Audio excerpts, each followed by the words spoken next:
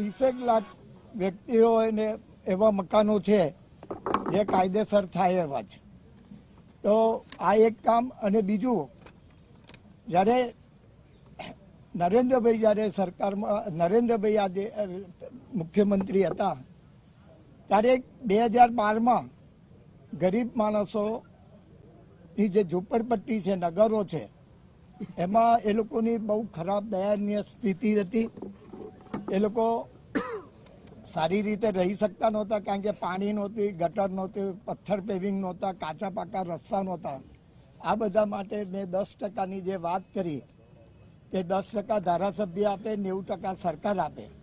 આજે એનાથી બહુ સારી રીતે નગરના લોકો રહી શક્યા છે.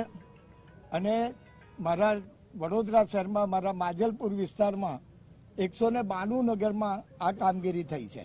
તેવી જ રીતે સોસાયટીઓમાં બી 20%ની સ્કીમ હતી, એમાં 10% ધારાસભ્ય, 10% સોસાયટીવાળાને, 90%, 80% સરકાર આપે. એમાં બી આજે સારામાં સારા રસ્તા દરેક સોસાયટીઓમાં થઈ ગયા છે. એટલે મારો કહેવાનો મતલબ એ છે કે ભાજપની સરકાર મધ્યમ વર્ગ હોય, ગરીબ વર્ગ હોય કે પૈસાદાર વર્ગ, આ બધા માટે કંઈક ને કંઈક અમે ધારાસભ્ય તરીકે લઈને આવીએ છીએ, અમારી વાત સાંભળે છે. અને ભૂતકાળમાં પણ મેં અનેક આંદોલનો કર્યા છે અને લોકો માટે જ હું લડું છું. એટલે મારી વાત સંભળાઈ બી છે.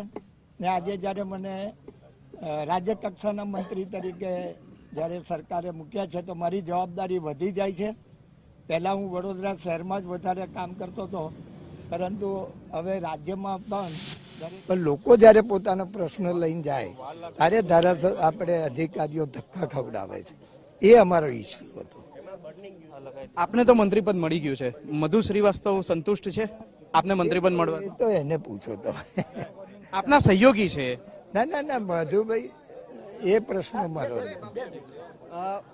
યોગેશભાઈ જે રીતે કહી રહ્યા છે કે તેમને મંત્રીપદ મળ્યું છે અને તેઓ પોતાની જાતને સૌભાગ્યવાન પણ માની રહ્યા છે, કેમ કે રાજ્ય સરકારે તેમની પર વિશ્વાસ મૂક્યો છે. પરંતુ મધુ શ્રીવાસ્તવ કે જે પણ મધ્ય ગુજરાતના વડોદરાના જ ધારાસભ્ય છે, તેમના વિશે જ્યારે તેમને પૂછવામાં આવી રહ્યું છે ત્યારે તેઓ યોગ્ય રીતે બોલી શકતા નથી, તેમની પાસે શબ્દો નથી. ક્યાંક ને ક્યાંક તેમને પણ ડાઉટ છે કે મધુ શ્રીવાસ્તવ ક્યાંક તેમનો વિરોધ કરી શકે છે અને આ જે મંત્રી પદના તેમણે શપથ લીધા છે તેની સામે પણ વિરોધ ઉઠી શકે છે.